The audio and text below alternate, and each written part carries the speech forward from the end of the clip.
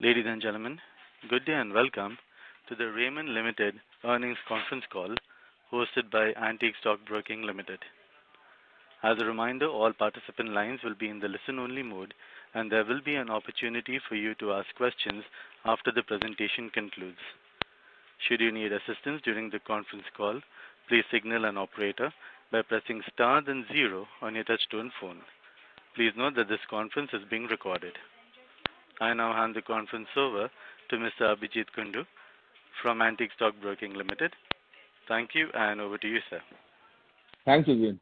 On behalf of Antique Stock Broking, I would like to welcome all the participants in the Q1 FY23 conference call of Raymond Ltd. I have with me Mr. J. Mukund, who is the Head of Investor Relations of Raymond Ltd. Without taking further time, I would like to hand over the call to Mr. Mukund. Over to you, Mukund. Thank you, Abhijit. Good evening, everyone, and thank you for joining our Q1 FY23 earnings call of Raymond. I hope you would have received a copy of our results presentation. I would like to urge you to go through this along with the disclaimer slides. Today we have with us from the senior management of Raymond, Mr. S.L. Pokharna, who is Director of Raymond Limited, Mr. Amit Agarwal, Group CFO, Mr. Sunil Kataria, CEO of Lifestyle Business, Mr. Harmohan Sahni, CEO of Real Estate, and Mr. Jatin Khanna, Head of Corporate Development. Now I would like to hand over the call to our Group CFO Amit, who will give you the summary of the company's quarterly performance before we open up for Q&A. Over to you, Amit. Thank you, Mukund. Good evening, ladies and gentlemen. Thank you for joining us today for the earnings call to discuss our results for the first quarter of fiscal 2023. I am happy and delighted to talk to you about the first quarter of the current fiscal that was witnessed as a fully normal quarter after 2 consecutive years. Domestic markets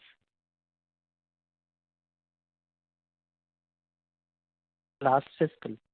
The buoyancy was driven by fully operational physical offices and institutions, normalcy in social gatherings, upsurge in travel and tourism and hospitality, and fueled by strong summer wedding season. During the quarter, the strong summer wedding season provided the thrust to consumer sentiments, and strong footfalls were witnessed across the retail network, leading to healthy traction in secondary sales, especially in the months of April and May. June witnessed subdued consumer sentiments, but footfalls gradually improved with the onset of end-of-season sale. Major export markets such as US, UK, and Europe continued to grapple with inflation and supply chain issues, but consumer demand remained persistent in garmenting and most of the product categories in our engineering sector. Now let me discuss about our first quarter fiscal 23 performance. We are happy to share once again that Q1 FY23 has been yet another strong quarter with highest Q1 revenues and profitability in last 10 years. Our consolidated revenues grew by 104% to 1,754 crores from 862 crores in the first quarter of fiscal 2023, the highest quarter one revenues in the last 10 years. The top line performance was driven by strong sales across all businesses in domestic market and well supported by export markets. Besides having highest revenue, we also achieved highest quarter one EBITDA of 235 crores with an EBITDA margin of 13.4% in the last 10 years. Driven by the strong performance, we reported PAT of 81 crores as compared to 157 crore of loss during the first quarter of last year. Also, as compared to pre-pandemic levels of same quarter, the revenues in the first quarter FY23 were higher by 19% versus 1,470 crores in the first quarter of fiscal 20, and EBITDA margin stood at 13.4% in the first quarter of fiscal 23, which was higher by 360 basis points that versus 9.8% in first quarter fiscal 20. In line with our strong focus on profitable growth momentum, we delivered profitable growth across all segments of branded textile, which grew by 8%, garmenting, which grew by 30%, engineering, which grew by 32% as compared to pre-pandemic levels of first quarter of fiscal 2020. Now let me take you through our segment-wise performance for the quarter. In our branded textile segment, which continued to deliver strong performance with a top line of 648 crores and a robust EBITDA margin of 17.6%. The top line grew by 129% as compared to previous year same quarter sales of 283 crores and by 8% as compared to pre-pandemic level of first quarter fiscal 20 quarter sales of 600 crores. The sales performance was driven by high demand for the premium product category across suitings and shirting fabrics. The sales realization happened across all channels with strong footfalls in our retail network, especially given the strong wedding season demand during the quarter. Additionally, with physical work resumption, demand for workwear improved and that continues to grow. Now let me explain the sales performance of suiting and shirting business separately. For suiting business, there was high demand for wool-rich blends and premium polyviscose categories. Our exotic and exclusive collections with summer wedding collection resonated well with our customers across market, driving secondary sales across product categories. In our B2C shirting business, there was upsurge in demand for the premium quality cotton and linen fabrics along with the new seasonal collections for the summer, leading to higher realization and better product mix in the sales. As a result, we witnessed strong sales across all the channels. Our strong 1,000 plus The Raymond Shop, the TRS network, spread across 600 towns and cities, reported 31% growth in average transaction value as compared to pre-pandemic on the first quarter of fiscal 20 levels. This is reflection of strong consumer demand for our products and services across Tier 1 and 2 Tier 6 towns. The segment reported robust EBITDA margin of 17.6%, driven by better product mix in both suitings and shirting fabrics. The benefit of 2 to 3% price hike undertaken during bookings in early January and enhanced operational efficiencies. Now let me talk about our branded apparel segment, which recorded a sales of 262 crores, a growth by 251% as compared to 75 crores during first quarter of previous year and 16% lower as compared to pre-pandemic level of first quarter fiscal 20 quarter, which stood at sales of 313 crores. The sales performance was driven by strong consumer demand for our brands with the resumption of the fully operational physical offices, increase in social gatherings, wedding season related purchases. The performance was driven across our retail network of exclusive branded outlets and the Raymond Shop. Among our 4 power brands, performance was led by Park Avenue, Color Plus, and Raymond Ready-to-Wear brands. The sales for the quarter is 16% lower as compared to pre-pandemic first quarter fiscal 20 sales of 313 crore, mainly due to 2 reasons. Firstly, first quarter 23, we continue to control sales to our channel partners to whom we had extended support in clearing the channel inventory due to pandemic impact over last 2 years. Secondly, in our EBO retail network, we had embarked on store rationalization process of non-performing or underperforming stores, which resulted in overall reduction in the EBO network by 22% to 278 stores in first quarter of fiscal 23 as compared to 360 stores in first quarter of fiscal 2020. Currently, our EBO network is performing well as we have received an overwhelming response from our customers for our new collection in core product portfolio, casual category, and there has been a 39% growth in average transaction value as compared to pre-pandemic level of first quarter fiscal 20 level. The segment reported an EBITDA of 5.5%, driven by continued operational efficiencies. With normalcy being fully restored, the business has started incurring advertisement and sales promotion spends to promote the curated collections across brands, catering to the workwear, casual category, and category extension in ethnic wear, thus resulting in impact on margin on a short-term basis. As far as our retail network is concerned, this quarter we further strengthened our retail footprint with net addition of 21 stores across metros and tier 1 to tier 4 towns, making the total count to 1,372 stores spread across 600 towns as of 30th of June 2022, compared to 1,351 stores as on 31st of March 2022. Amidst the backdrop of strong consumer sentiment, we witnessed strong traction in secondary sales with significant improvement in average transaction value. As mentioned earlier, the TRS network reported 31% growth and the EBO reported 39% growth in average transaction value as compared to pre-pandemic levels respectively. On our garmenting segment, which reported a buoyant growth of 153% to 247 crores compared to 98 crores in previous year due to a strong momentum in the export markets.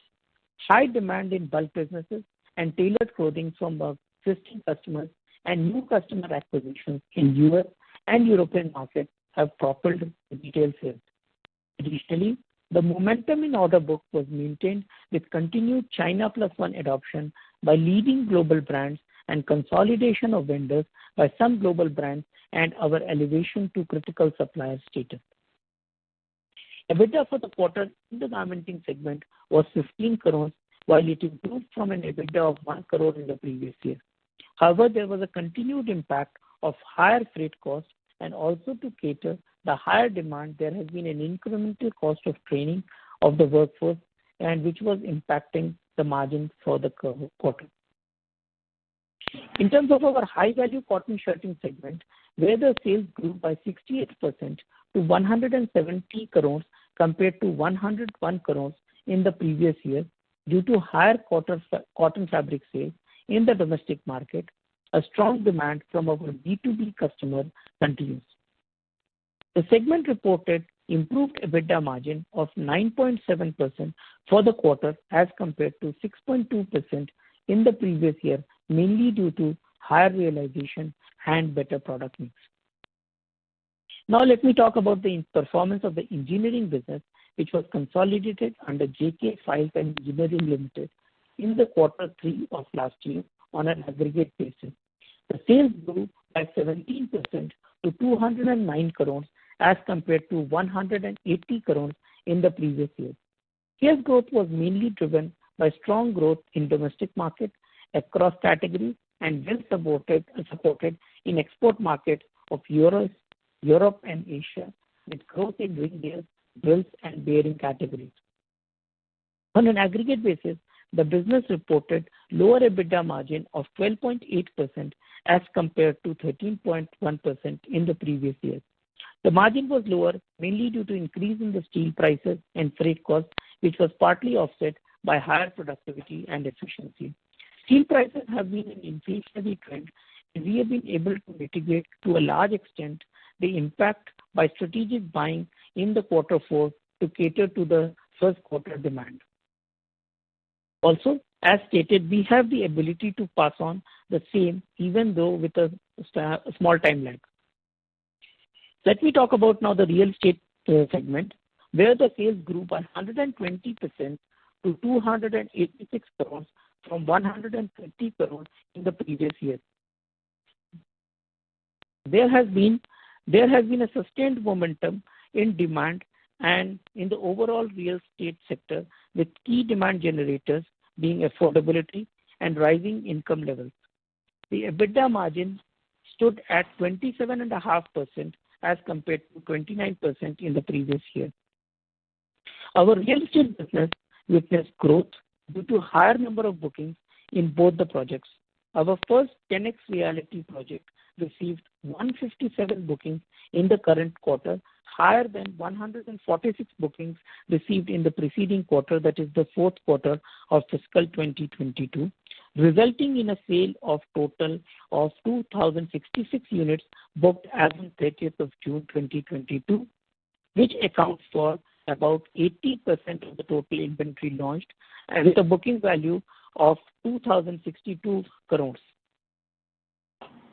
Our new premium residential project, the Address by GS, which was launched in the third quarter of fiscal 2022, continues to receive strong response from customers with 102 bookings in this quarter, which is 65% higher as compared to 62 bookings in the fourth quarter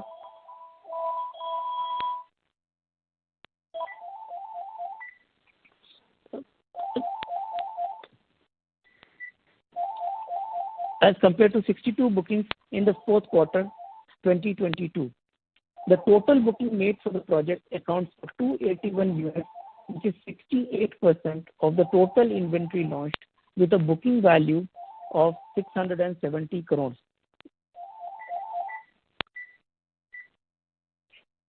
It gives us immense pleasure to state that within 8 months of the project launch, about 51% of the total inventory has been sold.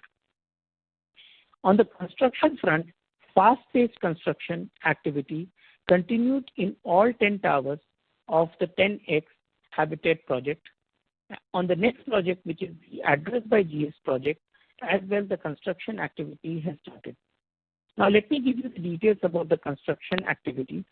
In the 10X project, the tower-wise construction status is as follows. The interior finishing work is in progress for the tower 1, 2, and 3.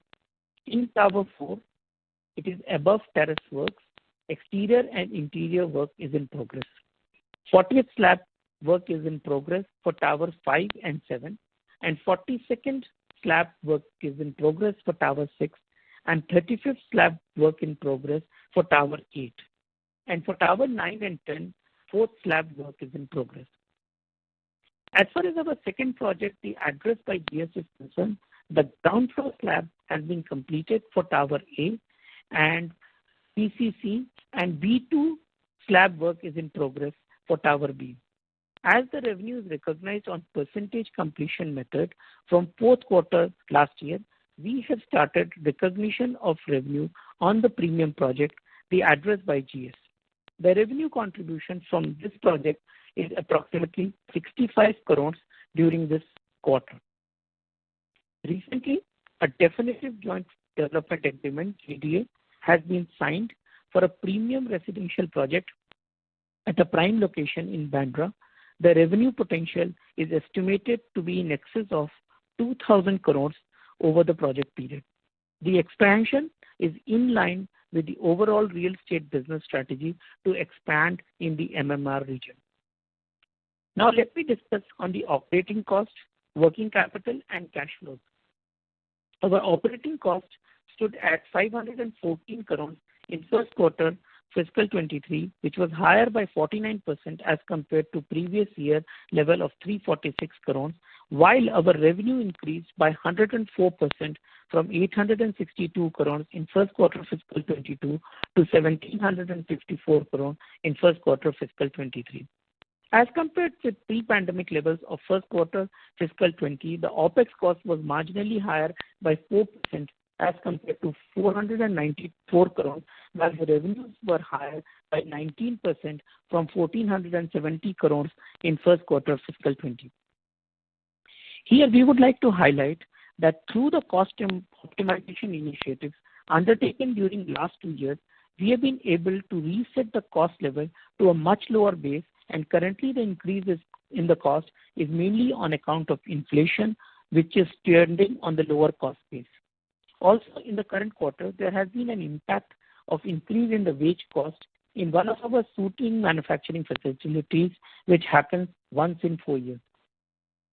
Secondly, as we all are aware that the freight charges, which have been especially high, sea freight charges, which have impacted the overall cost.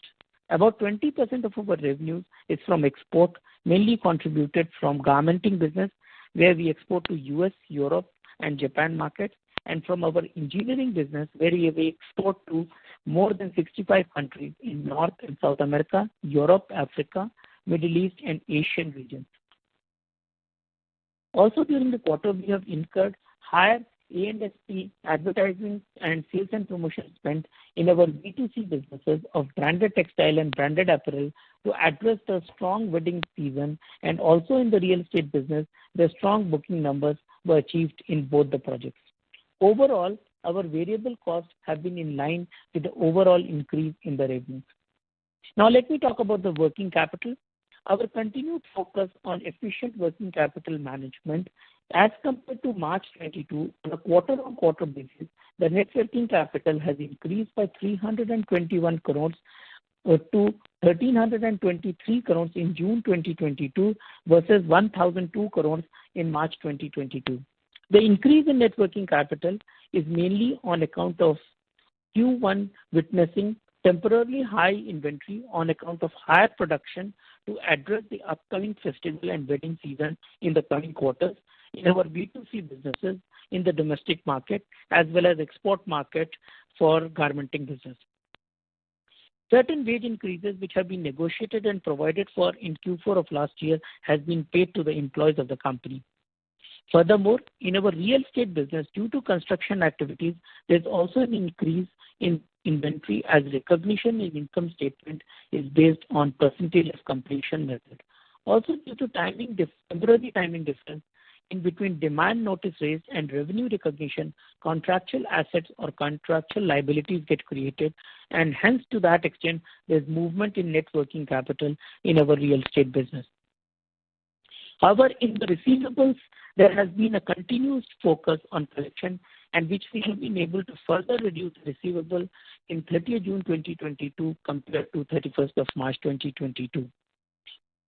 From a cash flow perspective, mainly due to increase in the net working capital, temporary increase in the net working capital and interest payment, we utilized operating cash flows of 136 crores, which led to free cash flow negative of 207 crores for the first quarter. As far as debt is concerned, the gross debt stood marginally at 2,049 crores as on June 30, 2022, as compared to 2,066 crores as on 31st of March 2022. As indicated, the increase in the working capital needs were met by the existing liquidity, and yet we continue to maintain a strong liquidity level with cash and cash equivalents of 739 crores as compared to 979 crores as on 31st of March 2022. Consequently, our net debt increased by 222 crores and our net debt stood at 1,310 crores as on 30th of June 2022 as compared to 1,088 crores as on 31st of March 2022.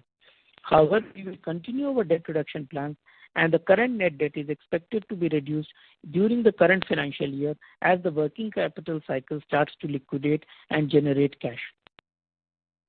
Now let me talk about the interest cost.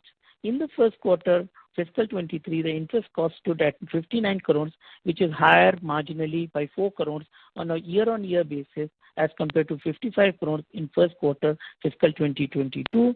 While the net debt reduced by 307 crores to 1,310 crores on 30th June 2022 as compared to 1,617 crores as on 30th of June 2021. This result increase in the interest cost is mainly on account of following reasons. In the first quarter of fiscal 23, there has been an increase in the interest rate by 75 basis points from May 2022, which has resulted in higher interest cost. Additionally, during last year in Q1, due to second wave of pandemic, the manufacturing activity was very low, and accordingly lower working capital facility was drawn in first quarter fiscal 23, and higher working capital facility was drawn for the quarter for manufacturing of goods to cater to the strong wedding season. Overall, our net debt to equity ratio has marginally increased by 0.45x in March 22 to 0.52x in the June 2022, which is also at a comfortable level. Now, let me take a moment to give you an update on the consolidation of the business undertaken. Consolidation of B2C business, which includes apparel into Raymond Limited, has been completed in March 2022. Consolidation of engineering business and the status of public listing process.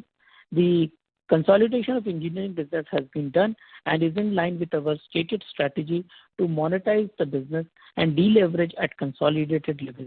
JK Files had filed the DRHP with the regulator with an offer for sale of shares held by Raymond Limited and has already received the regulatory approval. We will update you as we progress ahead on the same. In terms of subsidiarization of the real estate business, the Board of Directors have approved the real estate business division to be subsidiarized into wholly owned subsidiary of Raymond Limited, and the scheme has been filed for regulatory purposes. Now let me talk about the current status of operations and the near-term outlook. With the upcoming festive season coming post mid-August, I am happy to share that the bookings for our fabric business by our channel partners are very encouraging with the backdrop of strong consumer sentiments. As far as apparel market is concerned, we are approaching the culmination of end of season sale, and however this time around we witnessed lower discounting by brands in the market. We are hopeful that our new collection for festive season will drive sales from end of August onwards.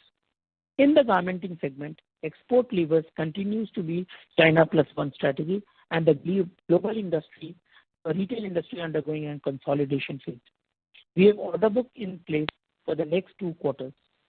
From a raw material perspective, the wool and polyviscose prices have remained stable and we expect them to remain there. Over the last couple of years, the cotton prices have increased significantly, and given the commodity market prices are higher, we expect the cotton prices to stay at the higher level. However, we have been able to largely pass it on to our customers with a time lag. In the engineering business, we are witnessing a healthy domestic retail demand in consuming sector and expect the same to continue in the coming months. We are also witnessing demand momentum in the industrial segments in exports. The steel prices have continued to remain high and we expect it to gradually soften. However, freight cost continues to remain the core area of monitoring as there is shortage of containers, which is resulting in delay in shipments as well as higher freight costs. From a long-term perspective, we are focused on consolidating market leadership, particularly in the files and automotive segments, increase wallet shares with existing customers, increase presence in non-auto export market, and continue to build relationships with our wide stable customers for the engineering consumer products. We are expanding existing manufacturing facilities across product categories of cutting tools, ring gears, and water pump bearings. In the real estate market, we expect the growth momentum in residential market to be maintained at healthy levels, and the construction activities are continuing in full swing in both of our projects, and we stay on course to deliver the first 3 towers of 10x habitat ahead of our timeline by nearly 24 months based on RERA timeline. The recent rate hikes by RBI, 1% metro cess imposed by central government, increase in GST rates on work contracts from 12% to 18%, and increase in input prices are being closely monitored. From a net working capital perspective, over last 2 years, we have optimized the net working capital in terms of number of days, and we would aspire to maintain those levels on an annual basis. During the course of the year, due to seasonality and phasing of wedding dates, there may be temporary increase in inventory on a quarter-end basis, which will reduce over a period of time. Also, in our real estate business, due to accounting based on percentage of completion method, there may be variations in the inventory on a quarter-to-quarter basis. However, as we witnessed during this quarter, with strict credit policy in place, our receivables reduced as compared to March levels as well. On a capital expenditure perspective, there are no major capex plans in the lifestyle business in near term. There will be replacement capex requirements for the existing plants. Some lines are being put up in the garmenting to cater to the increased demand from our customers, and retail store network will be expanded through a combination of franchisee and company-owned network. During the year, we are planning to open about 150 stores across TRS and EBO networks, including 70 plus stores, to expand the Ethnics by Raymond to capture the fast-growing ethnic wear market. About 20% of the new stores would be on the company-owned, company-operated model, for which we will require some capex. In the engineering business, which is already a net debt-free business, the growth capex is being funded through the internal cash accruals. In the real estate business, which is already generating free cash flows, the cash flows from the existing two projects of 10X and Address by GS would be broadly able to take care of the investments to be made in the joint development projects in the near term. There may be a temporary requirement of funding for new projects, which will be on a short-term basis. Overall, we would like to state that our debt guidance of being net debt-free within 3 years remains intact. The net debt is expected to be reduced through a combination of free cash flows generated from our businesses and proceeds from corporate action such as our engineering IPO. We look forward for your continued support in this journey. Thank you very much. We are open for questions now. Thank you. Ladies and gentlemen, we will now begin the question and answer session. Participants who wish to ask a question may kindly press *1 on your touchtone telephone. If you wish to withdraw yourself from the question queue, you may press * and 2. Participants are requested to use handsets while asking a question.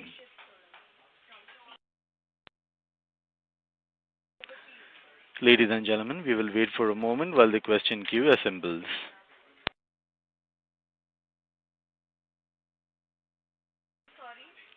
The first question is from the line of Darshil Javeri from Crown Capital. Kindly proceed. Hello, sir. Am I audible? Yes, please. Yes, sir, you are audible. Thank you. Yeah. So my question is, so what kind of in the upcoming season, what kind of growth do we see? Like, is the Q1 can we consider as a base, or what kind of revenue growth and EBITDA margin are we expecting in this year, and maybe a long-term goal that you could state, please? Yeah. So look, as we have stated very clearly that Q1 is seasonally the weakest quarter, and going forward, as we continue to cater to the demand for the upcoming festival as well as the wedding season, the sales would start to improve from the Q2 onwards. And you have seen very visibly that in the last year, Q3 and Q4 has been the strongest quarter for the Raymond Group. So to that extent, we expect the same. And as far as the margins is concerned, we are very clearly seeing that overall we will have at least a 200 basis points improvement in the EBITDA margin. So 200 basis point from last year full year margin or this quarter's margin? Even from this quarter's margin. Okay, sir. And so because we will be seeing, could you just explain maybe Q1 and 2 would be consisting of 40% of revenue, and Q3 and 4 would be 60% of the revenue. Would that be fair to assume? I will ask Sunil to explain this. Mainly it is driven from the lifestyle. So Sunil. Yeah, hi. Thanks, Sunil here. Yeah, so the seasonal impact is that Q3 and Q4 are the largest quarters for us in both our apparel business and more so in the fabric business. So you can safely take a ratio of around 40 to 60. That will be roughly a right norm to take. Okay, thank you so much, sir. That answers my question. Thank you so much. All the best, sir.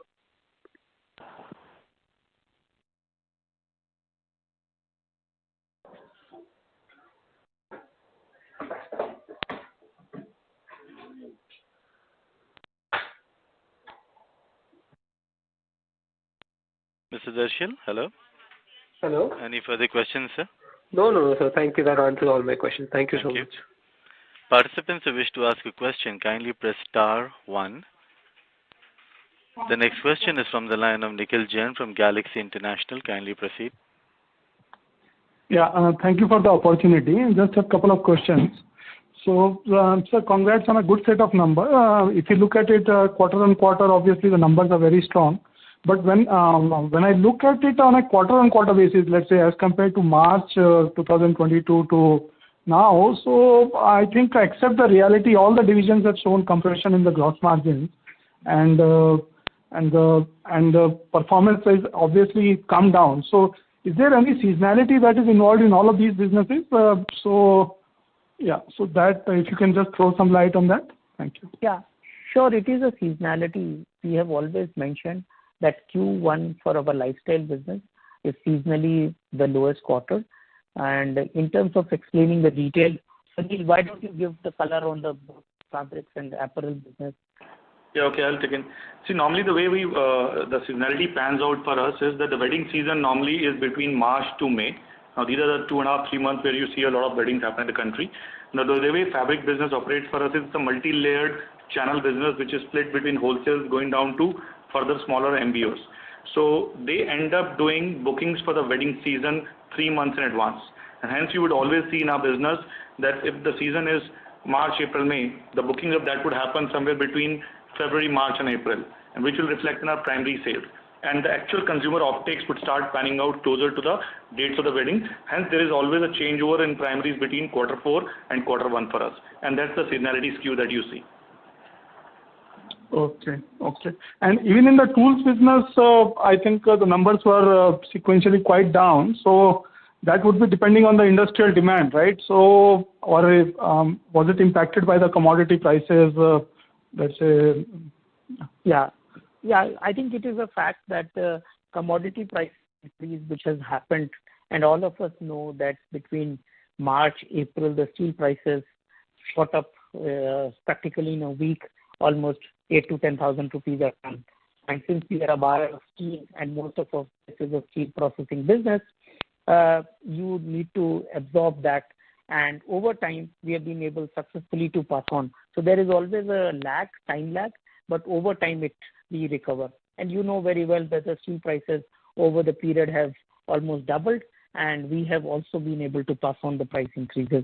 It is just that you do not get the chance of passing on the steel prices increasing from today to tomorrow. But over time, you get that back. Right. Second, I have a little more philosophical question actually. See, when I look at one of the newly listed player, which is let's say 1/4 the size of Raymond, is having 4 times the market cap of Raymond, right? So I'm really, let's say, looking at that and saying that, okay, what do we need to do and how do we actually come back to the old glory days of Raymond, right? So in that line, when you look at it, there are 4 or 5 distinct businesses which are quite different, the B2B, B2C, tools, reality, and then obviously the consumer business that is there. So is there any thought, let's say, what is management's thoughts on, let's say, unlocking the value? There are steps which are being done and which are on the right direction, definitely. But what is the journey time frame you anticipate to unlock this value?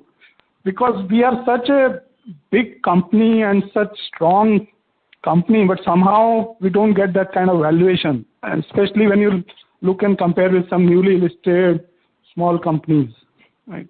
Any thoughts? Yeah, sure. No, absolutely. I think we are very clear on the journey. And if you see the strategic initiative which we have taken in the last year, that we said all the B2C businesses get consolidated at Raymond Limited. You have the unique synergies and the benefits coming because of the TRSs and EBOs coming under one management. Second thing, the engineering businesses, as you know, that businesses have matured, they are debt free. We said very clearly that, and we have filed the DRHP, we got the approval from the SEBI, and it is just the current market trends which is preventing us to go to the market. Otherwise, we are going to list that business separately. And over time, the third thing was the subsidiarization of the real estate business, because what it started, real estate as a monetization, the land in Thane has become a full-fledged business. And as you can see, the significant development and the growth which is happening in this business. We have also signed a JD agreement. And so the JD agreement helps us in order to grow without putting huge amount of capital to grow the business exponentially faster. And to do all that, you need the capital. So we thought it is most appropriate to put it into a subsidiary. So the equity pool of capital or any pool of capital which may be made available for real estate may not be available for the consolidated business of Raymond. So therefore, it is a journey, and as you can see that we have taken 3 actions, which needs to get completed, and then the few set of actions needs to be taken more. And it is a journey of next 3 years to 4 years, where we have clearly identified we will be a debt-free company, which is again a big thing for unlocking the value of the shareholders. Second thing, our main focus is to deliver a strong performance. And if you see quarter over quarter, our company has been delivering record performance and very focused on the cost reduction, on the working capital management, and which eventually improves the return on capital employed and creates the shareholder value. So very clearly, over a 3 to 4 year journey, you will see everything happening and unlocking the value of the shareholders progressively. Right. Just a follow-up on that one. So given that the businesses are quite distinct, right? Realty is distinct from tools and distinct from consumer and obviously the other businesses. Is there any thought of demerging, let's say, different businesses into this and Raymond being the holding company on this, rather than all the businesses being there in Raymond, let's say? So is there any, or do you think that this may happen actually maybe in the future, or you look at it? Yeah, as I mentioned, so we are very clear and focused on a shareholder value creation, and we have already initiated and explained to all of you that the 3 actions has been taken. 1 is already done, second one is in the progress, and the third one we have already filed with the regulator, and we are waiting to hear back from the regulator in the real estate subsidiarization. So you can't do everything in one go, and it is a journey. So we have embarked on that journey, and over the next 3 to 4 years, you will see everything unfolding and unlocking the value. Okay. Thank you. Thanks a lot. I'll join back the queue. Thank you. Thank you.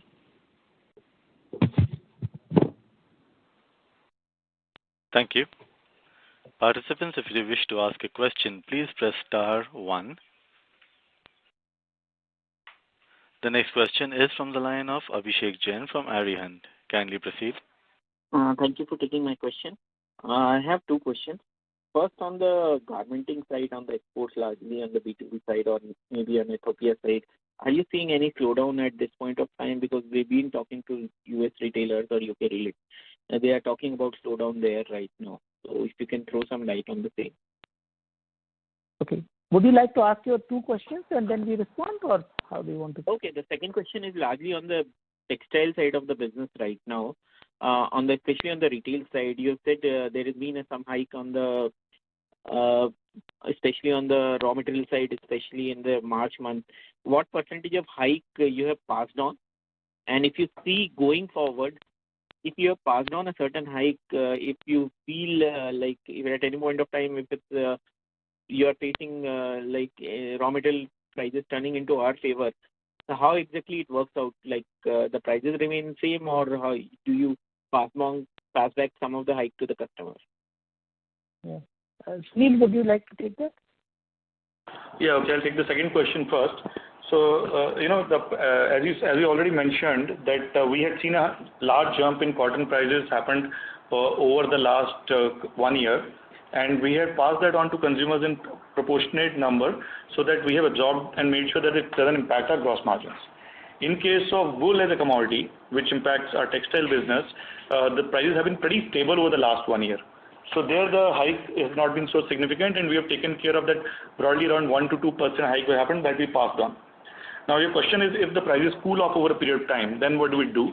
Then normally what happens is that since there is normally an inventory in the pipeline for fabrics, we tend to ensure that we also give consumers an option of new collections which come at the new fresh price points.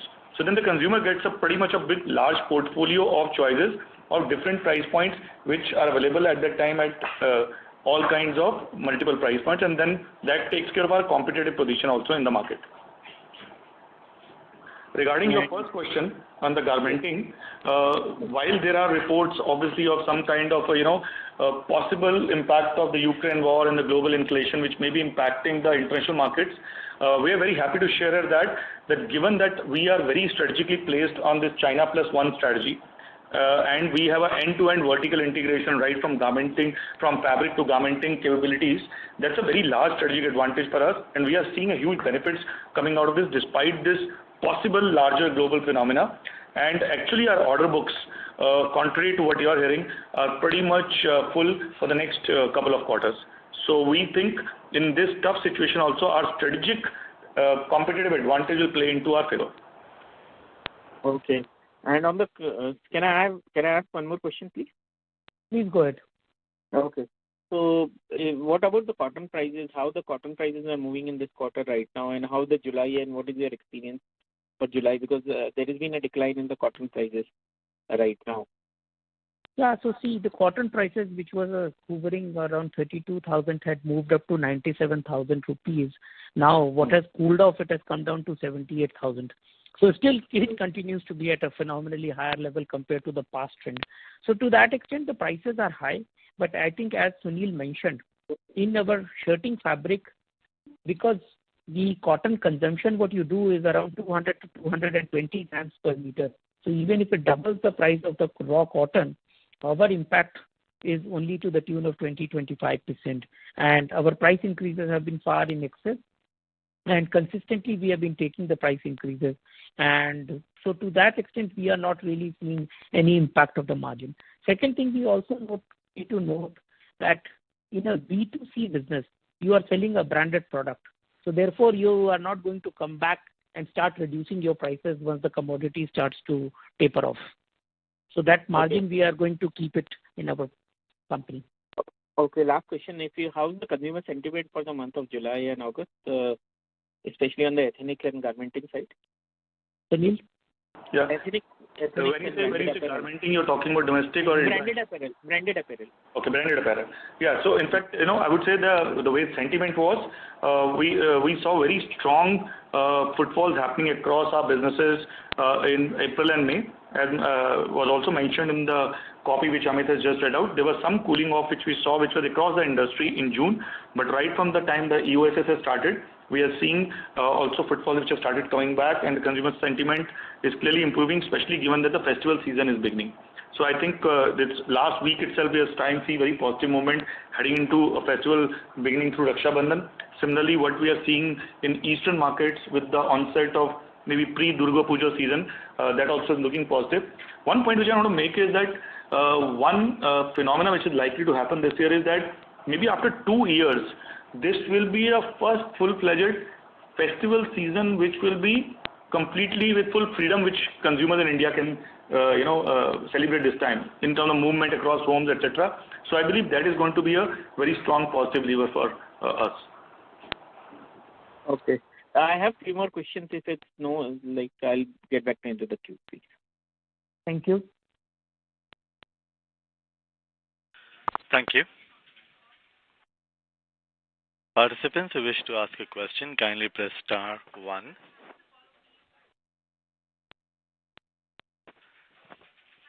The next question is from the line of Abhijit Kundu from Antique Stock Broking. Kindly proceed. Yeah, so my first question was on the branded apparels business. Now, branded apparels business, we have been, was under pressure in terms of margins. Now we are seeing a recovery there. So, so what's the way ahead in terms of EBITDA margin in case of branded apparel business? I mean, what is the timeline? How do you want to take it forward? What are the initiatives behind it? This is my first question. And second question is on branded textiles. Now, branded textiles has, the overall, this year it will do well, but I'm saying over a 3-4 year, 5-year period, what's the way ahead there to, scale up that business? Because growth has to improve, because it is a substantial size of Raymond Ltd, lifestyle business. So, and you are the leader there, unparalleled leader. So, any initiatives there to scale up? What's the outlook there? So, these 2 questions first. Sunil? Yeah, okay. So, let me take your second question first. So, on the branded textile business, I think you very rightly said, that we are the market leaders in this business, and hence the job of, growing the category lies with us. And the way we are seeing it, we're breaking this business strategically into two parts. And let me first talk about suitings and then shirtings. In suitings, we are clearly a very dominant market leader. We have one of the world's best technology in worsted, suitings. So there we are defining our task from a long-term point of view in terms of category development. And that's the pitch that you will see us building over the next couple of years, that we will have to do an upgrade of this category across multiple price clusters from mass to mass premium and from mass premium to premium. And that is how the subsets of both premium end of the market and the mass premium end of the market will be developed in the category by us. To do that, we'll do a lot of product innovation. That's something which we're building on, and we'll also do a lot of benefit communication to consumers. So that's a piece on suitings for us. In shirtings, interestingly, while the Raymond brand awareness is very high and we are very strong, we believe there's a hell of a lot of headroom to grow in terms of market share itself, because we are not as sitting on that kind of market share as we are sitting on suiting business. So there the clear headroom to grow for us would be that we'd like to drive again through product innovation and using our GTM muscle. We'd like to grow at least at 3 times broadly the category growth itself. So that I think is the clear 2 broad segmentations which were done within the fabric branded textile business, and we believe if we drive these 2 levers of a market share gain and hence growing at maybe 3 times the category and volumes and category development suitings, it will actually make sure that our fabric business actually grows very handsomely over the next couple of years. And you'll see a lot of initiatives, whether it is in terms of product as well as marketing, panning out in this direction. Okay. Yeah, just to add, Abhijit, on the branded textile, as Sunil rightly pointed out, the suitings and shirtings. And if I look at the bookings which we have just completed the bookings for the winter season, very clearly there has been a decent increase in the volume compared to the pre-pandemic level also.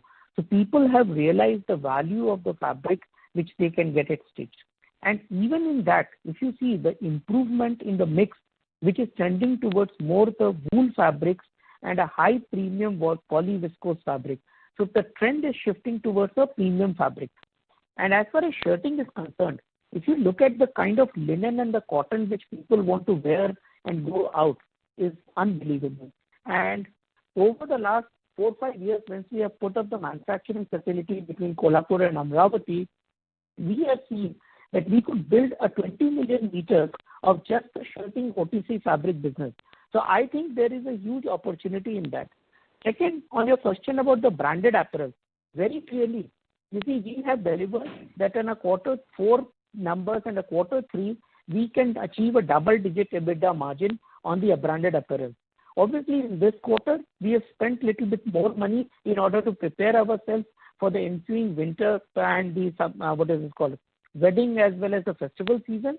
Therefore, the advertisement and the sales promotion expenditure is higher in this quarter, which has put a little bit lower the margin. But our clear target is that the branded apparel with the right cost structure, which we have already done, and you know it very well that the kind of cost rationalization has been done in the business of apparel has helped us to reach to the double-digit margin. So very, very clear, robust view on the apparel business, and the operating leverage will help us to get there. Right. Got it. And so in branded textile, your EBITDA margin has come at about 17.6%, which is a pretty strong EBITDA margin. So how much of this is sustainable? Will there be further improvement? Further improvement is, I mean, is becoming too optimistic. But just your view on that. That is there scope for further improvement, or this is sustainable or not? First of all, this is clearly sustainable. Second thing, it is our clear drive at the end of the day to continuously work on product mix improvement as well as driving efficiency. And if you look at it, both the factors clearly demonstrated over the last 2 years during the pandemic that the operating efficiency, working capital management is the key to the growth of this business. So we will continue to work on it, and I'm sure there will be improvement. Yeah, and maybe one point I will just point out in this also, in the brand textile margin pieces. See, one of the pieces which I talked about is strategically direction, which is there is that we will do the category development at the mass premium to premium end of the market. So our mix would play more out of the commodity side of the market towards more mass premium to premiumization of the market, and that I think should also work very positively towards helping us build greater gross margins and then help us invest, and that obviously will flow down to our EBITDA margins. So we are positive about this whole direction. Okay. And in branded apparels again, you have a very strong brand ethnics. Now a lot of the branded players, retailers, they are working a lot on scaling up this business. Now, I mean this ethnic or celebration wear business. So a lot of it is done. So, where are you in this journey? Where is Raymond in this journey? And what would be the size, if at all you could disclose, of this business? And where do you want it to be in 3, 4 years, 5 years down the line? Yeah, okay. So first of all, let me tell you that this, as you rightly pointed out, Raymond as a brand per se itself is known a lot for occasion wear, and for wedding occasions and festival occasions, and hence it is a very obvious right to win for us as an adjacency. So I think that's very clear for us that this is a place where we should command a pretty strong market share in this market.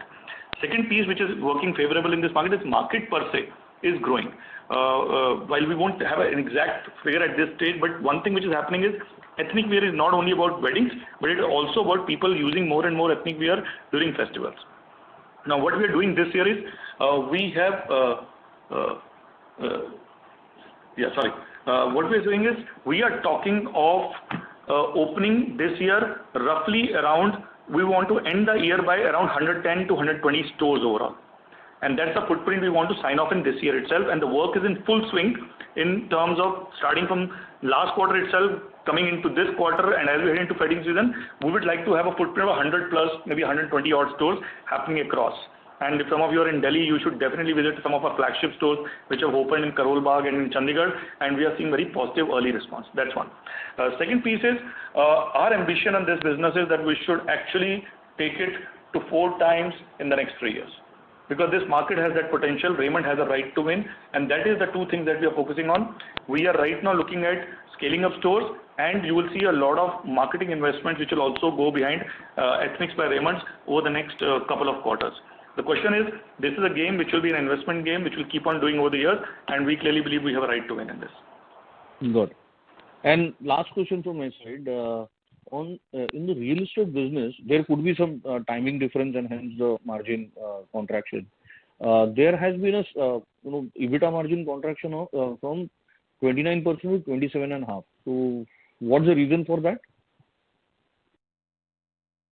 Harmon is there, sir. Harmon? Yeah, I'll take this.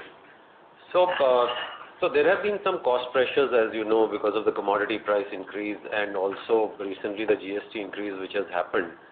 So as you rightly pointed out, this is only a timing difference because we have also taken price increases which will play out in the next 2 quarters. Maybe next quarter you will see again a slight contraction in the margin, very minimal, and then we will catch up thereafter. Eventually we will settle down around the 29 or 30% mark overall on the project, which is what our plan also is. Good. Thanks. That's it from my side. Thank you. The next question is from the line of Siddharth from MK Ventures. Kindly proceed. Yeah, hi. Am I audible? Yes, sir. Kindly proceed. Yes. Yeah, so thanks for the opportunity. So I have 2 questions. First question is on the real estate again. We are seeing very good traction on the projects launched till now. So can you just help us understand what is the ambition for the real estate business for next 2-3 years, and what kind of pipeline we are seeing, project pipeline we are seeing, which we can announce in next couple of years? And Siddharth, tell your second question also so that. Yeah, the second question is on the debt part. We had a very good debt reduction in the last year, but understandably debt has increased in the first quarter because of the inventory and all. So a broad guidance on the debt side, when will this working capital increase reverse during the year? And for the full year, what kind of debt reduction we can expect on a net basis? irrespective of whether we can do the IPO or not? Sure. So regarding real estate, we have outlined very clear the journey that first it was focused on the Thane project. You all are fully aware that we have just signed a joint development agreement for almost 7 lakh square feet, which will deliver almost 2,000 crores of revenue in Bandra. Now, we continue to evaluate the projects. We are not going to just jump into any project. We will evaluate which meets our threshold in terms of all the requirements, be that the project is clear, we can deliver fast, because that is one of the USP which I think Raymond Realty has created for itself, that whenever it takes a project, it needs to deliver fast and give the quality of the project which the consumers get a delight. Because that is the same thing which we do in our lifestyle business. So we are not going to digress or dilute any of such things. So to that extent, we are very clear that we will continue to evaluate the project and we will take a few more JDA projects and then grow the business from there. But we are not in a hurry to say that we will, whatever opportunity on a JDA project comes, we will take it. We will do it where we think we can add value and do the right capital mix for our project. Third thing, we are not going to buy the land. It is very, very clear that it will stay. The growth beyond Thane will always be a JDA project, and primarily it will be in the MMR in the first few years, and then over time maybe it spreads to other areas, but first few years it will be in the MMR region. As far as debt is concerned, it is not that this was come as a surprise. This was very well planned, because the purpose of working capital facility is exactly this, that you need to draw upon this facility in order to see the benefit and the growth for the business. Because the kind of requirement we have in the third quarter sales and the second quarter, later part of the second quarter sales, very clearly spells out that we need to produce well in May and June. Otherwise, we would have missed the opportunity of sales. So therefore, if you look at it, the increase has come primarily in the inventory, and this inventory gets liquidated as we speak, maybe September, October onwards. And it is the same thing which has been reflected in Raymond business over last so many years, that first quarter you build the inventory, dispatch it, and then second quarter, third quarter onwards, primarily you start to reduce. And again, we are very clear that the debt reduction needs to be maintained, and over the 3 years, which we have always talked about, even from our own cash flows, we should be able to reduce the debt of and make it a debt-free company. Just understand simple, that even on the real estate side, between these two projects, we would generate close to 1,200 crores of free cash flows over the next 4 years. Sure, so that's helpful. Just to follow up on the real estate part, any new phases being planned for the Thane land? Of course, we will look at JDA opportunities as even possible. But for Thane, any more visibility, sir, of new phases, except the two projects which we have on hand? Siddharth, you just need to understand that we launched our Address by GS project in November last year. And as we speak, we are still 4.5, 5 years to complete the project. Within the first 7 months, we have sold 50% of the inventory. So clearly there is a significant traction. So we will evaluate whatever is the right product mix available. And even on the 1 BHK, 2 BHK, 10X project, we have sold more than 2,066 apartments. So very clearly 2/3 of the inventory is sold. So I believe there is a clear potential, but we continue to evaluate. And when we have got the right product which is available to be put into the market, we will come out and tell to the community that when and which project we are launching and in which area. Sure, so that's very helpful. Thank you and all the best. Thank you. Thank you. The next question is from the line of Abhishek Jain from Orient. Kindly proceed. Sir, 2 questions. First question is on our FMCG business. How exactly, what are the things happening at this point of time? And on ethnic side, after 2 years, the proper launch and all this thing right now, we have seen 1 full quarter for the ethnics at this point of time. What is your experience and how can you throw something on the long-term part of ethnic?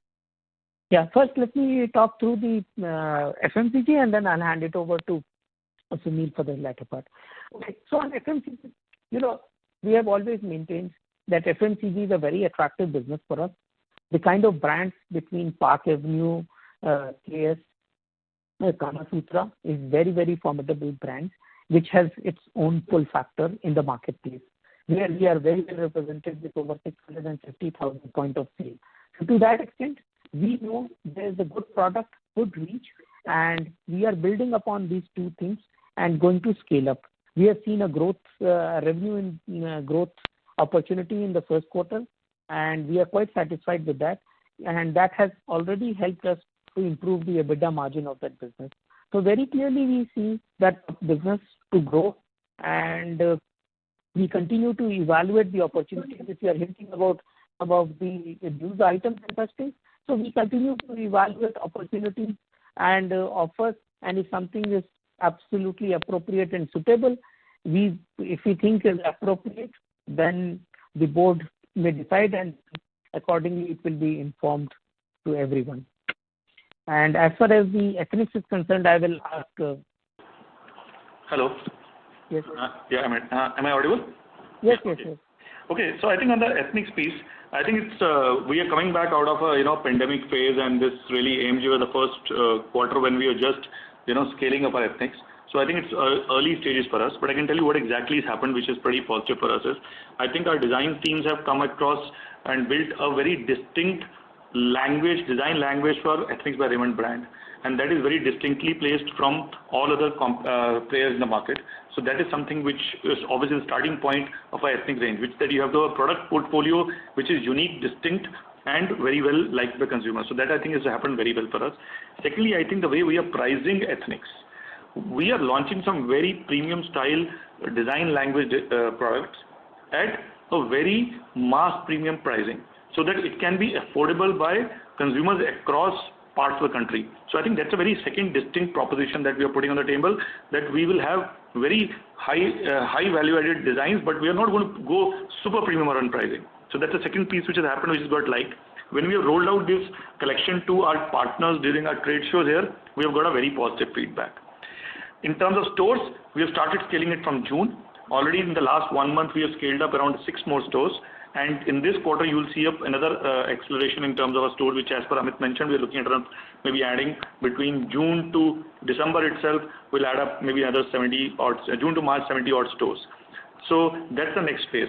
And the fourth phase, which is right now beginning for us, is we have appointed a new advertising agency as well in Ethnics, and we are going for a fresh marketing investment, which will happen over the next 6 months of this year, where the intent will be to build the Ethnics by Raymond brand awareness and draw consumers towards the stores as footfalls. So I think that's the journey that we're going to cover.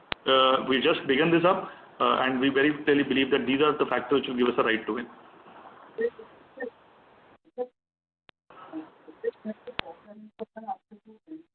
Excuse me, sir, we are not able to hear you. Hello. Hello. Did you hear? Did you hear anything or not at all? No, Mr. Jain, can you hear us? Yeah, I can hear you. Okay. You carry on, Mr. Jain? Yes.